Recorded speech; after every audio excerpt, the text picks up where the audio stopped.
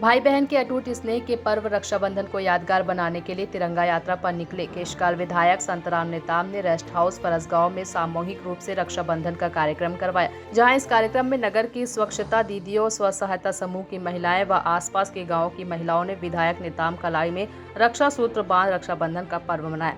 विधायक ने सभी बहनों को उपहार भी दिए। फरसगांव से रामकुमार भारद्वाज की रिपोर्ट। सबसे पहले मैं प्रदेश और देशवासियों को रक्षाबंधन की बहुत बहुत बधाई देता हूं, शुभकामनाएं देता हूं। और आज बहुत ही हर्ष का दिन है हमारे लिए। पहली बार हमारे फरसगांव के एक नगर पंचायत में सामूहिक रूप से हमारे बहनों ने, हमारे कार्यकर्ताओं को, मुझे रक्षाबंधन के दिन में राखी पहनाकर भाई और बहन का प्यार को उन्होंने बढ़ाया है।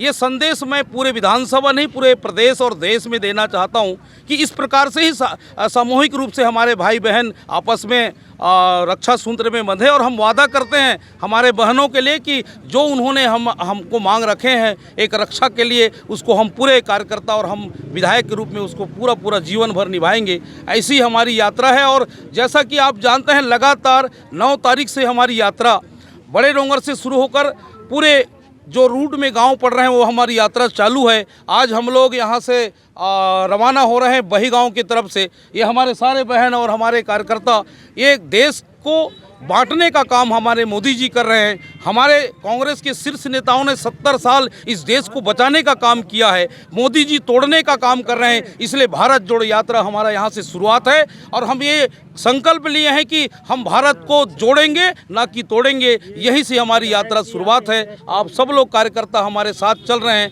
हमारे भाई बहन लोग चल रहे हैं। इसको मैं ये कहना चाहूँगा कि पूरे देश में ये यात्रा चल रहा है और कहीं ना कहीं हमारे भारत को हम लोग जोड़ने के लिए काम कर रहे हैं। हम सब एक होने का जो नारा हम लोग दे रहे हैं, इसका मतलब है कि हमारा देश को हम एक दिन जो सोने का चिड़िया कहलाता था, वैसी हम आज इस देश को पुनः सोने की चिड़िया बनाने जा रहे हैं।